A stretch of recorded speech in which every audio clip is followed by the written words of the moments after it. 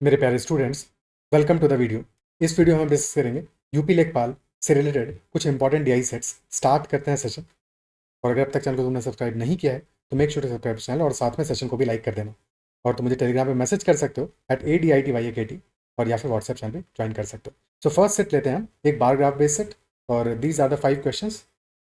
सो pause करके पहले attempt कर लो और उसके बाद में फिर सॉल्यूशन देखो। तो बार ग्राफ सेट हमारा 2025 के दौरान विभिन्न परीक्षाओं में एक संस्थान से चुने गए छात्रों की संख्या को दर्शाता है। Number of students selected in different competitive examinations in 2025।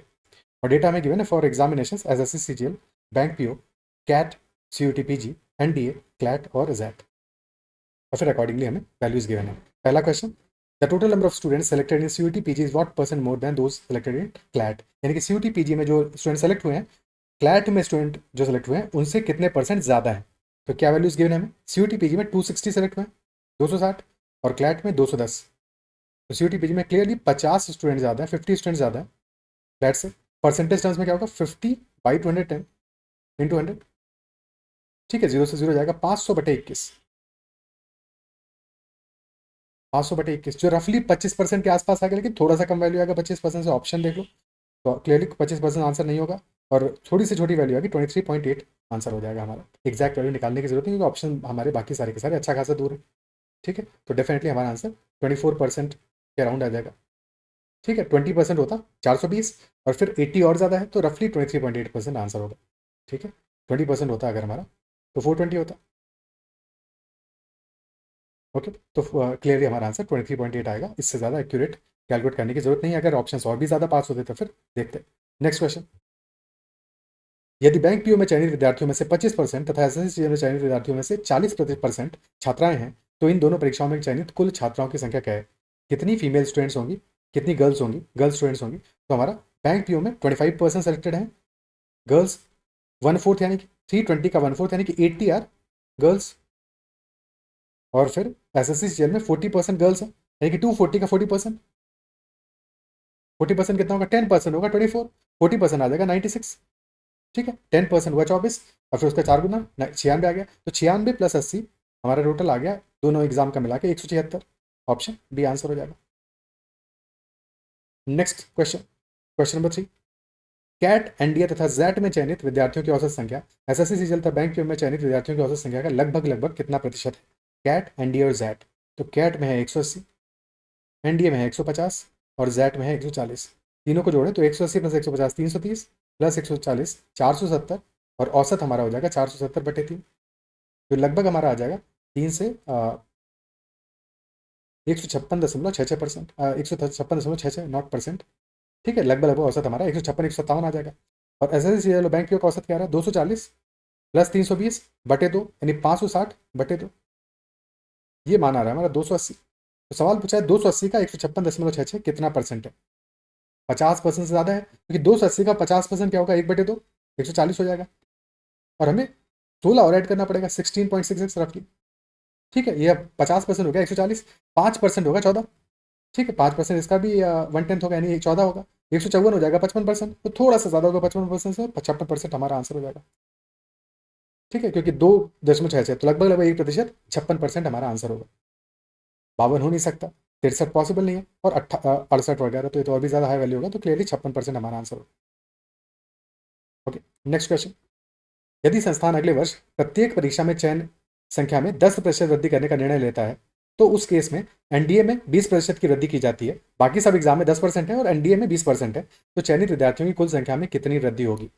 कितना हमारा वृद्धि होगा? तो सिंपली हमें 10% वैल्यू निकालना है सारी की सारी वैल्यूज का। तो 240 का 10% आ जाएगा 24, 320 का आ जाएगा 32, 180 का आ जाएगा 18, 260 का आ जाएगा 26, और एनडीए में 20% है तो एनडीए में आ जाएगा 30। बाकी सब में बस 10% ही रखना है। तो 21 14, कुल कितना है? 21 + 14 35, + 30 65, 65 + 26 65 + 20 85 + 6 91 + 18 109 + 32 141 + 24 165। ऑप्शन सी 165 हमारा जवाब होगा। Okay, next question, the ratio of student selected in SSC CGL, CAT and XAT together to those selected in bank PO, CUET PG and CLAT. अनुपात क्या होगा? एसएससी सीजीएल, कैट और जैट का मिला के आ रहा है 240, 180 यानी 420, और जैट 140 560 अनुपात। ठीक है, 560 अनुपात, तो इसमें ऑप्शन ए, बी और डी में से खैर अभी तो हम नहीं खत्म कर सकते, इनमें से कुछ भी हो सकता है, क्योंकि 560 8 का भी मल्टीपल है, 28 का भी है, 56 का भी है। और फिर बच गया हमारा बैंक, पीओ, सीयूटी, पीजी और क्लैट। तो दोस्त 320, 260, 580 और क्लैट मिला के आ गया हमारा 790। 56:79 हमारा जवाब हो जाएगा। ऑप्शन डी आंसर होगा, 56:79। तो एक इजी सेट था हमारा, बार ग्राफ बेस सेट था, और एक आसान सेट था, इसमें कोई ज़्यादा परेशानी तो हुई नहीं। अगले सेट पे चलते हैं। ये बढ़िया सेट है, और इस सेट में हमें डेटा क्या गिवन है, 5 विश्वविद्यालय हैं, 5 यूनिवर्सिटीज़ हैं, पी, क्यू, आर, एस और टी, और वहाँ पे कुल विद्यार्थी, जो कुल विद्यार्थियों की संख्या है, ये हमारा साइंस और आर्ट्स के स्टूडेंट्स को मिला के है, यानी कि इनके अलावा और कोई स्टूडेंट्स नहीं है इस विश्वविद्यालय में, इस यूनिवर्सिटी में, यानी कि या तो साइंस स्टूडेंट्स है या फिर आर्ट्स स्टूडेंट्स है, दोनों का मिला के हमारा सम गिवन है, टोटल गिवन है, और फिर हमें अनुपात भी दिया हुआ है कि साइंस और आर्ट्स में कितने स्टूडेंट्स हैं, उनका अनुपात दिया हुआ है। इसके अलावा विज्ञान में पुरुषों का प्रतिशत कितना है वो भी हमें दिया हुआ है। तो 4 डेटा है, उसके अकॉर्डिंग हमें सॉल्व करना है। ठीक है, समझ गए होगे, डेटा समझ गए होगे। ठीक है, अब इसको सॉल्व करने के लिए पहले तुम सारे के सारे क्वेश्चंस को देख लो, और अपने एंड पे पॉज करके सॉल्व करो, उसके बाद में सॉल्यूशन देखो। ओके, सो पहला सवाल है हमारा, first question, what is the total number of science students in university S. University S में, विश्वविद्यालय एस में विज्ञान संकाय के विद्यार्थियों की कुल संख्या क्या होगी। तो एस में कुल विद्यार्थी हमारे हैं 42,000, और इसमें अनुपात दिया है साइंस और आर्ट्स का 9:5, यानी कि अगर टोटल 14 स्टूडेंट्स होते हैं तो 14 में से 9 होते हैं हमारे साइंस में। तो साइंस स्टूडेंट्स कितने हो जाएंगे हमारे, 42,000 का 9:5, यानी कि कुल 9 + 5 14, तो 14 में से 9 विद्यार्थी साइंस के होंगे, तो 42,000 गुणे 9/14 हमारा जवाब हो जाएगा। 14 से जाएगा 3,000 पर, 3,000 गुणे 9, 27,000 कुल साइंस स्टूडेंट्स हो जाएंगे यूनिवर्सिटी एस में। ऑप्शन सी आंसर हो जाएगा। ठीक है, next question, find the total number of female students in the science stream in university P. विश्वविद्यालय पी में विज्ञान संकाय की महिला विद्यार्थियों की कुल संख्या क्या होगी। विज्ञान संकाय में महिला विद्यार्थियों की कुल संख्या क्या होगी विश्वविद्यालय पी। तो पी में कुल है 24,000, और सबसे पहले विज्ञान संकाय में कुल विद्यार्थी कितने हैं निकालते हैं। तो विज्ञान और कला का जो अनुपात है 5:3 है, यानी कुल अगर 8 है तो 8 में से 5 है विज्ञान के, यानी कि 24,000 का 5/8 होंगे विद्यार्थी विज्ञान के, और उनमें से फिर हमें चाहिए महिला विद्यार्थी। तो पुरुष विद्यार्थियों का अनुपात परसेंटेज है 60%, तो 40% महिला विद्यार्थी होंगे, यानी कि 2/5, तो गुणे 2/5 कर दो, 5 से 5 कट गया, 2/8 हो गया, 1/4, 24,000/4, यानी कि 6,000 महिला विद्यार्थी होंगे साइंस स्ट्रीम में यूनिवर्सिटी पी में। ऑप्शन सी आंसर हो जाएगा। ठीक है, यहाँ पे हालांकि संख्याएं आसान है, तो तुम 24,000 का सीधे भी निकाल सकते थे कि अगर 5/8 है तो 8 यूनिट की वैल्यू है, 24,000 पे 1 यूनिट की वैल्यू होगी 3,000, यानी कि 15,000 साइंस स्टूडेंट्स होंगे, उस 15,000 में से 2/5 यानी कि 6,000 हमारे महिलाएं होंगी, गर्ल्स होंगी। ठीक है, तो डायरेक्टली भी हम वैल्यूज इस तरह से निकाल सकते हैं, कोई दिक्कत नहीं है, बट अदरवाइज अगर कैलकुलेशन में थोड़ा सा मुश्किल हो तो हमेशा डायरेक्टली पहले वैल्यूज को मल्टीप्लाई करो फ्रैक्शन में लिख के, और एंड में जाके सॉल्यूशन करो, सब कुछ एंड में सॉल्व करो, बहुत सारी चीजें कट पिट जाएंगी तो चीजें आसान रहेंगी हमेशा। अगला सवाल, the number of male students in the science stream in university R is what % of the total arts students in university Q. विश्वविद्यालय आर में विज्ञान संकाय के पुरुष विद्यार्थी, आर में विज्ञान संकाय के पुरुष विद्यार्थी कुल हैं 36,000, उसमें से विज्ञान में है 4/9, तो 36,000 गुणे 4/9, ये हो गए आर में विज्ञान संकाय के विद्यार्थी। और फिर उसमें भी हमें कौन चाहिए, मेल स्टूडेंट्स। मेल कितने हैं, 65% है, 65% है, और 65% कितना हो जाएगा, 65/100 या फिर 13/20, तो गुणे 13/20, ये हो गया हमारे विज्ञान संकाय के कुल पुरुष विद्यार्थी। और फिर ये पूछ रहा है कि कितने परसेंट हो गए ये total arts students in university Q. University Q में आर्ट्स स्टूडेंट्स कितने हैं, 30,000 कुल हैं, और आर्ट्स वाले हैं 8/15, तो 30,000 गुणे 8/15। ठीक है, तो 15 से गया तो 2,000 गुणे 8 यानी 16,000 हो गया, 16,000 तो हमारे हो गए आर्ट्स स्टूडेंट्स यूनिवर्सिटी क्यू में। और यहाँ पे क्या संख्या आ रहा है, 9 से काटा बचा 4,000 गुणे 4, ये भी 16,000 गुणे 65% आ रहा है इफेक्टिवली। तो बहुत ज़्यादा काटा पीटी करने की जो 16,000 का 65% है, और 16,000 के मान में पूछा है तो क्या होगा ये, 16,000 का 65% सीधे से 65% आ जाएगा। ठीक है, और ज़्यादा सिंप्लीफाई करके फिर आखिर में फिर से परसेंटेज लो, कोई मतलब नहीं है, क्योंकि डायरेक्टली ये दिख रहा है 16,000 का 65% है कि नहीं। ठीक है,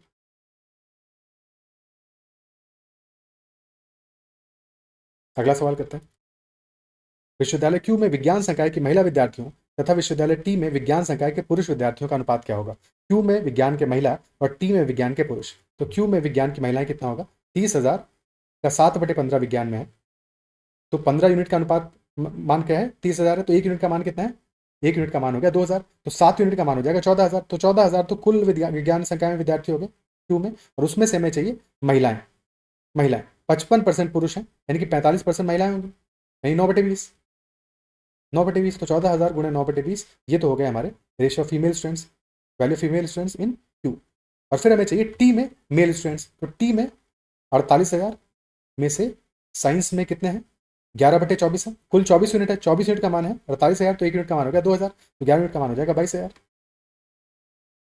और 22,000 में से मेल कितने हैं, 50% है, आधा है, तो गुणे 1/2, 11,000 हो गया। अब वैसे तो अनुपात से भी देखो तो अगर 11,000 आ रहा है, यानी कि हमारा जो आंसर आएगा वो 11 का मल्टीपल होना चाहिए, है कि ना। अनुपात में हमारा जो पुरुषों के लिए बात हो रही है, male science students in T, वो 11 का मल्टीपल होना चाहिए। तो अगर मान लो कैलकुलेशन ज़रा से मुश्किल भी होता है और हमें 11 का मल्टीपल दिख रहा है, तो ऑप्शन एक ही पॉसिबल है, जो कि है ऑप्शन सी, क्योंकि यहाँ पे 11 का मल्टीपल नहीं आ रहा है क्यू के लिए, तो 11 कटेगा नहीं, रह जाएगा, ठीक है। अदरवाइज यहाँ पे अनुपात लेना है हमें, तो 3 0 से 3 0 गया। और फिर इसके अलावा यहाँ पे 14 गुणे 9/20, ठीक है, यानी 7×9 = 63/10, और यहाँ पे बच जा रहा है 11, तो 63:110 हो गया आंसर, ऑप्शन सी, ठीक है। यही अगर परसेंटेज में पूछा तो कितना परसेंट होता, 63/110, कितना परसेंट आता है वैल्यू, ठीक है, गुणे 100 कर दोगे तो आ जाएगा 630/11, ओके। तो ये रफली कितना आ रहा है, 11×5=55, 80 बचा, 11×10 57, सही 3/11, यानी कि 57.27%, क्योंकि 1/11 होता है 0.09, 1/9 होगा 0.11, ओके। अगला सवाल, the total number of male students in the science stream from university P, R and S together is how many fewer than the total number of art students from university Q and T together? P, R और S में विज्ञान संकाय के पुरुष विद्यार्थी, P, R और S में मिला के विज्ञान संकाय के पुरुष विद्यार्थी, तो P में विज्ञान संकाय के विद्यार्थी कितने हैं, 5/8, 8 यूनिट का मान है 24,000, 5 यूनिट का मान आ जाएगा 15,000, ठीक है। P में 15,000 है, और P, Q, R, S, T सबके लिए कुल मिला के निकालना है, पर P, R और S में साइंस की बात हो रही है, ठीक है, और R में 4/9 है, 9 यूनिट है 36,000, तो 1 यूनिट होगा 4,000, 4 यूनिट हो जाएगा 16,000। और फिर S में 9×5 14 यूनिट है 42,000 के बराबर, यानी 1 यूनिट 3,000 के बराबर, तो 9 यूनिट हो जाएगा 27,000। तो P, R और S में हमारे हमने मान निकाल लिया है साइंस स्टूडेंट्स का, और हमें क्या चाहिए, मेल स्टूडेंट्स चाहिए, तो 15,000 का 60%, यानी कि 9,000 मेल स्टूडेंट्स होंगे P में, प्लस 16,000 का 65%, यानी कि 13/20, तो 16,000/20 हो जाएगा 800, 800 गुणे 13, ठीक है। P, R, S 16,000/20, 800 गुणे 13, 13×8 = 104, 10,400 हो जाएगा, प्लस S में भी चाहिए 27,000 का 70%, 7/10, ठीक है, 27,000 का 7/10, तो यानी 27 गुणे 7 कितना आएगा, 20×7 = 140, 189, 18,900, तो ये कुल मान हो गया हमारा P, R और S के साइंस के मेल स्टूडेंट्स। अब हमें चाहिए Q और T में, आर्ट्स में कितने स्टूडेंट्स हैं, आर्ट्स के सारे विद्यार्थी मिलाने हैं, ठीक है। तो Q और T में आर्ट्स के सारे विद्यार्थी, Q में कुल 15 यूनिट है, 15 30,000 है, तो 8 यूनिट क्या होगा, 16,000 होगा, प्लस T में कुल है 24 यूनिट, 48,000, यानी 1 यूनिट 2,000 होगा, तो 13 यूनिट हो जाएगा 26,000, 16,000 प्लस 26,000 कुल आ गया 42,000, और यहाँ मान कितना आ रहा है, 9,000 प्लस 10,400, तो 19,400, 19,400 प्लस 900, 20,300 प्लस 18,000, 38,300, तो यहाँ मान आ रहा है 38,300, यहाँ पे आ रहा है 42,000, डिफरेंस आ रहा है, अंतर आ रहा है हमारा कितना, 3,700 का, ऑप्शन सी आंसर हो जाएगा, यानी 3,700 कुल अंतर होगा, ठीक है। तो ये भी एक डुएबल सेट था, कंप्लीट हुआ, थोड़ा सा बेटर था पहले सेट से, बट डेफिनेटली मज़ा आएगा सेट को करने में, ठीक है। अगले सेट पे चलते हैं, नेक्स्ट सेट करते हैं अपना। ये सेट कह रहा है expenditure of a family in a month, तो एक परिवार का कुल खर्चा हमें दिया हुआ है कि total monthly expenditure of the family is 90,000, 90,000 रुपये है परिवार का कुल मासिक खर्च, और फिर उस पर बेस्ड हमारे 5 क्वेश्चन है, और ये जो हमें डेटा गिवन है वो एक पाई चार्ट के फॉर्म में गिवन है, जहाँ पे कि हमें आवास में क्या खर्चा हो रहा है, भोजन में क्या खर्चा होता है, एजुकेशन में क्या हुआ है, परिवहन में, स्वास्थ्य में, बचत में और मनोरंजन, ठीक है, तो कितना बचाया उन्होंने और बाकी सारी के सारे मदों में जो भी खर्चा हुआ वो हमें डेटा पाई चार्ट में गिवन है। और फिर उसके बाद में उसे वेस्ट हमारे पास 5 क्वेश्चन है। ठीक है, तो पॉज करके पहले इन क्वेश्चन को सॉल्व कर लो। पहला क्वेश्चन कह रहा है कि how much amount is spent on education. Education में कुल कितना खर्चा हुआ, तो एजुकेशन में हुआ है 15%। 15%। और ये भी ध्यान देना है कि कभी कभी ऐसा डेटा में बजाय परसेंटेज के हमें डिग्री में गिवन होगा। तो कभी भी 100% जो है कभी भी पाई चार्ट में 100% बराबर होता है 360 डिग्री के, यानी कि 1% बराबर होता है 3.6 डिग्री के। फॉर एग्जाम्पल अगर 20% होगा तो उसके लिए मान होगा 72 डिग्री, 10% होगा तो मान होगा 36 डिग्री। ठीक है, अगर 25% होगा तो मान होगा 90 डिग्री। अगर मान लो 79.2 लिखा हुआ है डिग्री में तो कितना परसेंट होगा, 79.2 का परसेंटेज वैल्यू क्या होगा। तो देखो ये वैल्यू क्या है, ये है 72 प्लस 7.2। और अब 72 क्या होगा, 20% हुआ, तो 20% और 7.2 क्या होगा, उसका भी 10वां हिस्सा यानी कि 22% का मान होगा 79.2, है कि नहीं। तो जहाँ पे अगर हमें डिग्री में वैल्यूज की हो ना तो उनको ही परसेंटेज में कन्वर्ट करके ही सॉल्व करोगे। पहला सवाल कि कितना एजुकेशन में स्पेंड हुआ, एजुकेशन में हुआ 15%, कुल है 90,000, तो 90,000 का 15% क्या होगा, 90,000 का 10% होगा 9,000, 5% होगा 4500, उसका भी आधा, तो कुल आ जाएगा 13,500। 13,500 ऑप्शन डी जवाब हो जाएगा। अगला सवाल, भोजन पर किया गया व्यय परिवहन पर किया गया व्यय से कितने प्रतिशत बड़ा है। भोजन पर व्यय किया है 20% और परिवहन पे व्यय किया है 10%। तो 10% है परिवहन पे, 20% है भोजन पे, यानी कि भोजन पे ठीक दोगुना है। ठीक दोगुना है, जितना परिवहन पे व्यय किया है उतना ही ज़्यादा है, तो 100% ज़्यादा होगा। ऑप्शन सी, सीधा सीधा सवाल है। ठीक है, अगला क्वेश्चन, यदि परिवार बचत को 50% बढ़ाना चाहता है, तो अभी बचत कितना है, अभी है बचत 10%, 50% से बढ़ाना चाह रहे हैं, यानी कि जितना है उसका 50%, उसका आधा और बढ़ाना है, यानी कि कितना हो जाएगा, 10% ऑलरेडी है, तो 5% और बढ़ा लो, हो जाएगा 15%। तो यदि परिवार बचत को बढ़ाना चाहता है 50%, तो इसके लिए क्या कर रहा है, क्या करेगा परिवार कि इसके लिए मनोरंजन और स्वास्थ्य पर होने वाले व्यय को 3:2 के अनुपात में कम किया जाता है। यानी कि ये जो 5% बढ़ाएंगे, इसको 3:2 में हम कहाँ से लेंगे, हम मनोरंजन और स्वास्थ्य से लेंगे, तो मनोरंजन पे कितनी राशि कम करनी पड़ेगी। ठीक है, तो कुल 5% बढ़ाना है और 3:2 में लेंगे हम इंटरटेनमेंट और हेल्थ से, तो 3:2 मिला के भी 5 यूनिट ही हो रहा है, तो 5 यूनिट की वैल्यू 5%, यानी 1 यूनिट की वैल्यू कितनी हो जाएगी, 1% हो जाएगी। तो यानी कि एजुकेशन में से, सॉरी एजुकेशन है, इंटरटेनमेंट में से 3% कम करेंगे और हेल्थ में से 2% कम करेंगे। तो यही सवाल पूछा है कि मनोरंजन पे, इंटरटेनमेंट पे कितना कम किया जाएगा, 3% कम किया जाएगा, 1% का मान होगा 900, 3% हो जाएगा 3 × 900 यानी कि 2700 रुपये। तो 2700 रुपये हमें कम करना पड़ेगा इंटरटेनमेंट में से, ऑप्शन सी जवाब हो जाएगा।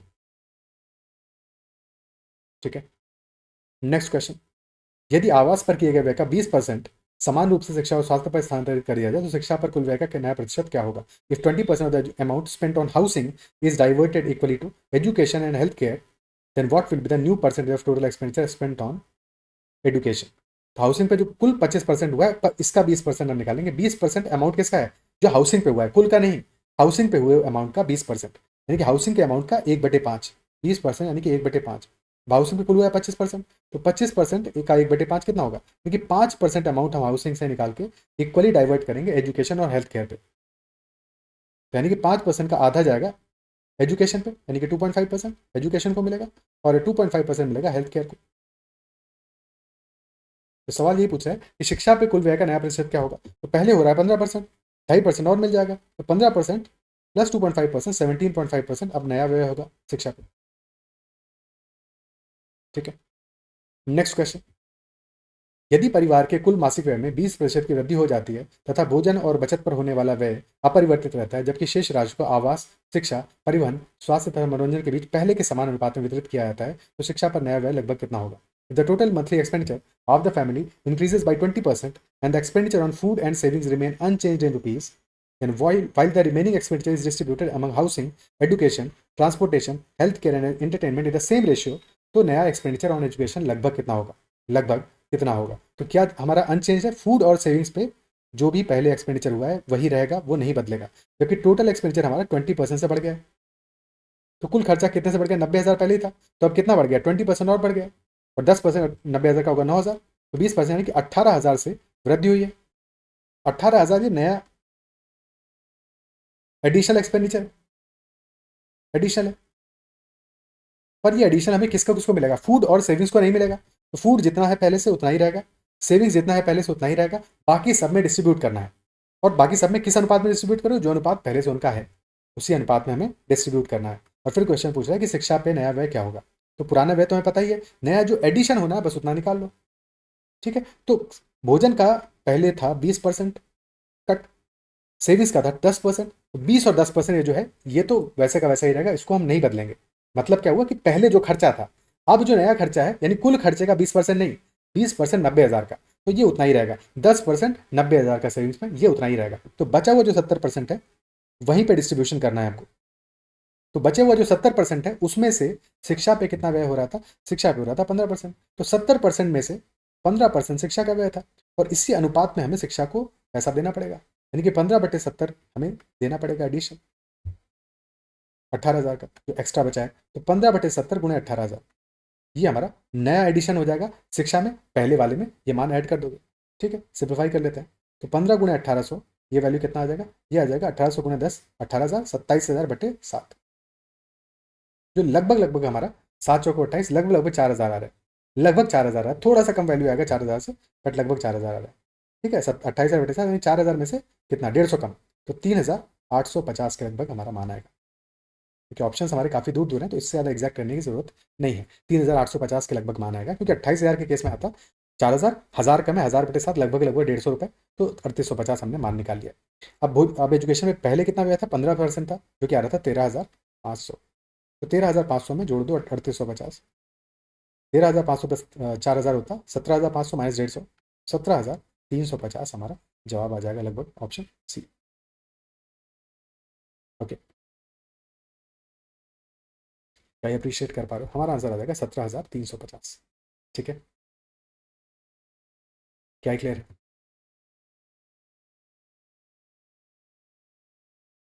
आगे बढ़ते हैं नेक्स्ट सेट पे।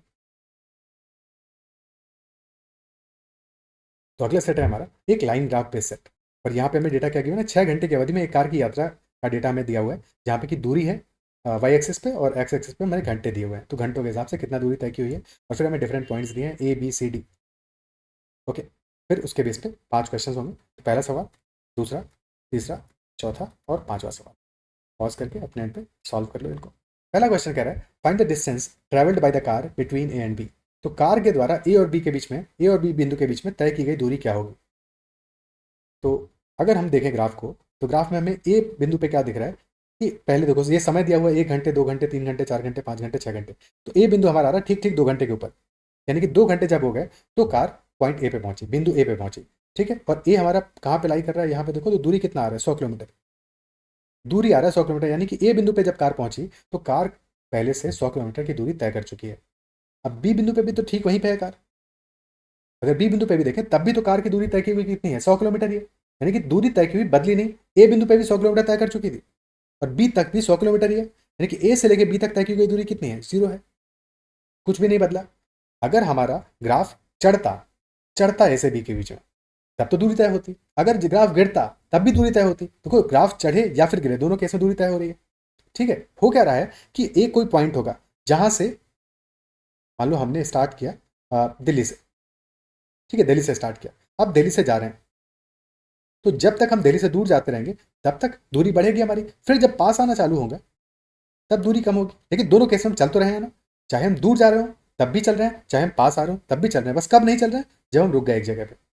तो ए से बी के बीच में वो स्थिति है जब हम रुके हुए हैं। मान लो ये ए पॉइंट है और ये बी पॉइंट है, तो अभी हम रुके हुए हैं।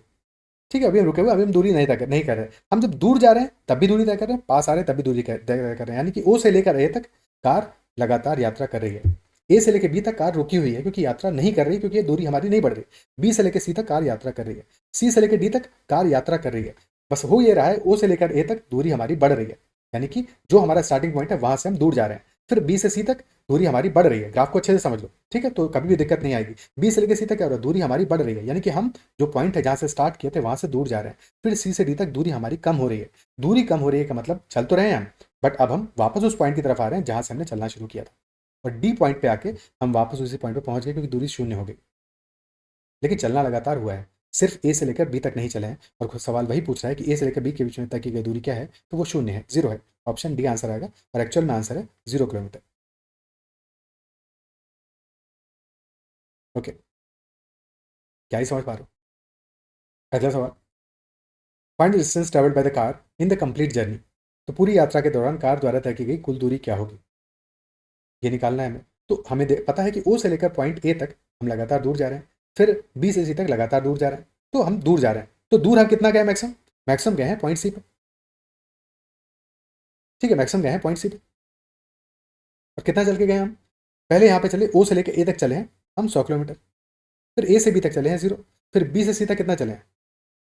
सी पॉइंट पे है 150, यानी कि 50 और चले हैं। 100 पे तो पहुंच गए थे पॉइंट ए पे ही, फिर ए से बी तक कुछ नहीं चले, फिर बी से सी तक 50 किलोमीटर चले हैं, और फिर सी से वापस आए हैं, तो 150 से वापस 0 पे आए, यानी कि फिर हम 150 किलोमीटर और चले हैं। तो कितना चले? 100 प्लस 50 प्लस 150, यानी कि कुल चले हैं 300 किलोमीटर। जवाब आएगा 300 किलोमीटर, ऑप्शन डी। ठीक है, अब इसको इस तरह से ही फेजेस में जोड़ना क्यों जरूरी है? इसलिए जरूरी है क्योंकि सीधे नहीं देख सकते हम कि ओ से लेकर सी तक हुआ 150 और फिर सी से डी तक हुआ 150। वैसे तो इस सवाल में कोई दिक्कत नहीं है, लेकिन थोड़ा सा ग्राफ को बदलूंगा तो सीधे वाला जो तरीका है वो गड़बड़ हो जाएगा। कैसे गड़बड़ होगा अभी समझते हैं। देखो, ओ से लेकर ए तक गए हम 100। अब मान लो हम ए से लेकर बी तक आए होते और बी पॉइंट से पे हम पहुंचे हैं वापस से इस पॉइंट पे। ठीक है, अब ये नया ग्राफ है। ठीक है, इसको तुम अपना ग्राफ मानना और अब सवाल को जवाब आंसर करना, तो तुम्हें समझ में आएगा कि फ़र्क क्या है दोनों में। ठीक है, और फिर वापस से ये बी पॉइंट हो गया हमारा, बी डैश मान लो इसको, और फिर यहाँ से वापस से चलना शुरू किए और फिर पहुंचे इस पॉइंट पे। ठीक है, अब ये हमारा नया ग्राफ है जो रेड से चले हैं। अब बताओ कि कुल दूरी तय की गई कितनी होगी इस लाल वाले ग्राफ से। ठीक है, तो अब यहाँ से देखो, ओ, ए, बी डैश और सी और फाइनली टी। तो ओ से लेकर ए तक कितना गए? 100 किलोमीटर गए। ए से लेकर बी डैश तक अभी हम वापस आए हैं जहां से शुरू किए थे उस पॉइंट की तरफ, लेकिन चले तो फिर भी हैं। ए से बी डैश तक हम 100 से 50 यानी 50 किलोमीटर फिर से चले हैं। और बी डैश से जब सी गए तो 50 से 150 यानी कि 100 किलोमीटर फिर से चले। और फिर सी से डी तक 150 किलोमीटर और चले, यानी कि कुल दूरी तय की कितनी होगी? अब होगी 150 प्लस 150 प्लस 100, यानी कि 400 किलोमीटर। अब तय की गई दूरी हमारी 400 किलोमीटर होगी। तो मैक्सिमम तो हम 150 ही पहुंचे हैं, लेकिन अब तय की गई दूरी 400 होगी। तो डिपेंड करता है कि ग्राफ हमारा बीच में कैसे कैसे चला है। ये इंपॉर्टेंट है, इसको समझना। तो हर एक फेज को समझना इंपॉर्टेंट है, इसीलिए हर एक फेज को हमने अलग अलग कैलकुलेट किया। ठीक है, हालांकि अगर तुम वैसे नहीं भी करते तो इस ग्राफ में तो हो जाता आसानी से, बट जैसे हमने ग्राफ को बदला तो आप समझ पा रहे कि उसके लिए क्या जरूरी था, क्यों हमें इस तरह से करना जरूरी था। ठीक है, सवाल बिल्कुल आसान है, बट ये ग्राफ अच्छे से समझना जरूरी है। ऐसा ग्राफ, वैसा ग्राफ पीछे पूछा गया है लेखपाल में, प्रीवियस ईयर्स में। ठीक है, अगला सवाल करते हैं। तीसरा का सवाल कि find the average speed of the car between A and C. A और सी के बीच में कार की औसत चाल क्या थी? कार की औसत चाल ए और सी के बीच में क्या रही होगी? तो ए से लेकर सी के बीच में कितनी चाल रही होगी भाई? ए से लेकर सी के बीच में पॉइंट ए है 2 घंटे की, 2 घंटे के बाद, और पॉइंट सी है 4 घंटे के बाद, यानी ए से लेकर सी के बीच में कितना समय है? समय बिताया हमने 2 घंटे, क्योंकि औसत चाल के लिए हमें क्या चाहिए? औसत चाल के लिए हमें चाहिए कुल दूरी बटे कुल समय, तो total distance by total time. तो टोटल टाइम तो हमें पता है कि 2 घंटे का है। टोटल डिस्टेंस क्या है? ए पे है 100 पे पहुंचे हैं और सी पे पहुंचे हैं 150 पे, और ठीक 50 किलोमीटर ही चले हैं। और तो चले नहीं, चलना भी देखना है कि ए से लेकर बी तक 0 है, बी से सी तक 50 है, चले हैं 50, तो 50/2 यानी कि हमारा मान आ जाएगा 25 किलोमीटर प्रति घंटे।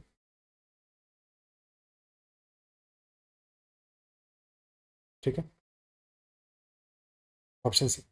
और फिर वही बात, अगर हमारा ग्राफ मान लो कि जैसे पिछले वाले सवाल में बनाया था, अगर वैसा बनाते तो हमारा फिर जो दूरी है वो अलग आ जाती, क्योंकि हम यहाँ पे चाल पूछ रहे हैं, विस्थापन तो नहीं निकाल रहे हैं ना, डिस्प्लेसमेंट तो नहीं देख रहे हैं अपना, तो गति थोड़ी पूछ रहे हैं, चाल के बारे में बात कर रहे हैं। तो जब भी हम टाइम स्पीड डिस्टेंस क्वेश्चन करेंगे तो वहाँ पे हमेशा चाल पूछी जाएगी। अब अगर चाल पूछ रहा है तो अगर हमने ग्राफ ऐसा बनाया होता तो वहाँ पे फिर हमारा औसत चाल बदल जाता, क्योंकि ए से लेकर बी तक चले हैं 50, फिर बी डैश से लेकर सी तक चले हैं 100, तो हमारा औसत चाल हो जाएगा 50 प्लस 100, और बटे कुल समय है 2 घंटे, यानी कि 75 किलोमीटर प्रति घंटा हो जाता है।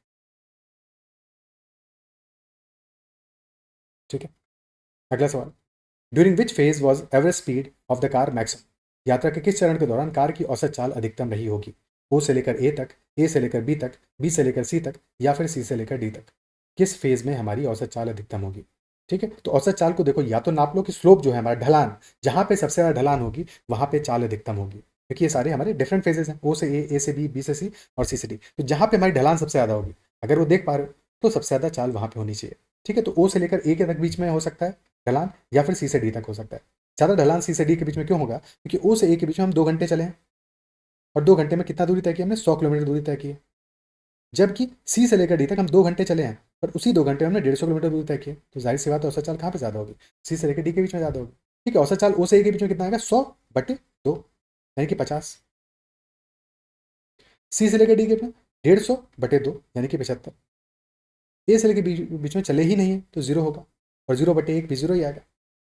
और बी से लेकर सी के बीच में 50 चले हैं 1 घंटे में, तो औसत चाल भी 50 ही होगी। तो हमारा मैक्सिमम औसत चाल आएगी सी से लेकर डी के बीच में। ऑप्शन डी आंसर हो जाएगा। मैक्सिमम आएगा सी से डी के बीच में, और उसके बाद में फिर हमारा बी से सी के बीच में और ओ से ए के बीच में बराबर आएगा, क्योंकि दोनों में 50 है। और जो कि ज़्यादा है ए से बी के बीच में, क्योंकि वहाँ पे तो 0 है। 0, 50 और 75। ठीक है, तो ये हमारा जवाब हो जाएगा। क्लियर है? ओके, अगला सवाल करते हैं। If from A to B the engine remained on and consumed 1 litre fuel per hour, तो ए से बी के बीच में यदि कार का इंजन चालू था और 1 लीटर प्रति घंटे की खपत हो रही थी, जबकि बी से डी के बीच में कार का माइलेज 12.5 किलोमीटर प्रति लीटर था, तो ए से डी के बीच में पेट्रोल की कुल खपत क्या होगी? ठीक है, ए से बी के बीच में इंजन चालू है, यानी कि अभी भी हमारा जो फ्यूल है वो कंज्यूम हो रहा है, और कंजम्पशन कैसे हो रहा है? 1 लीटर प्रति घंटा की रफ्तार से कंजम्पशन हो रहा है। पेट्रोल हमारा खर्च हो रहा है 1 लीटर प्रति घंटा। और फिर बी से डी के बीच में कार का जो माइलेज है वो है 12.5 किलोमीटर प्रति घंटा प्रति लीटर। और ए से डी के बीच में कुल खपत क्या होगा? तो ए से बी के बीच में 1 घंटा कार चली तो नहीं है, बट इंजन चालू रहा है, तो उस 1 घंटे में खपत कितना होगा? 1 लीटर होगा। ये 1 लीटर प्रति घंटा खपत था। ठीक है, इसके बाद बी से सी तक कितना चली है कार? कार चलिए 50 किलोमीटर। सी से लेकर डी तक कितना चलिए? 150 किलोमीटर चलिए, क्योंकि ए से लेकर डी तक ही पूछ रहा है, तो हमें इसी पीरियड से मतलब है, इस 4 घंटे में कितना खपत हुआ होगा। तो 1 लीटर तो खपत हो गया ए से बी तक। इसके बाद में कुल चलिए 50 प्लस 150 यानी कि 200 चलिए। 200 चलिए तो कितने लीटर होगा? क्योंकि 12.5 किलोमीटर प्रति लीटर है, 200/12.5 कर दो, तो कितना माना जाएगा? ये आ जाएगा 100/12.5। 8 आया था तो ये 16 लीटर आ जाएगा हमारा। 16 लीटर, 16 लीटर यहाँ पे खर्च हुआ 1 लीटर ए से बी तक, तो 1 + 16 यानी कि 17 लीटर की कुल खपत हुई होगी पेट्रोल की। ऑप्शन डी जवाब हो जाएगा। ठीक है, क्लियर है बात? क्या ये समझ पा रहे हो? ओके, तो ये हो गया हमारे आज के सेशन के साथ DI सेट्स। आई बिलीव जो भी बातें हमने सारी सारी समझ में आएंगी। फिर भी कहीं की सेशन में डाउट रहता है तो कमेंट जरूर मेंशन करना। सेशन अगर पसंद आए तो उसको लाइक जरूर करना है, साथ में चैनल को सब्सक्राइब नहीं किया है जरूर से करना है। फीडबैक जरूर कमेंट सेक्शन में देना, और कोई भी डाउट है, कोई भी क्वेश्चन है तुम्हारा एडिशन, तो टेलीग्राम पर मुझे मैसेज कर सकते हो ADITY करके, और साथ में व्हाट्सएप चैनल भी ज्वाइन कर सकते हो। इतना ही रखते हैं session. Bye, take care and keep running.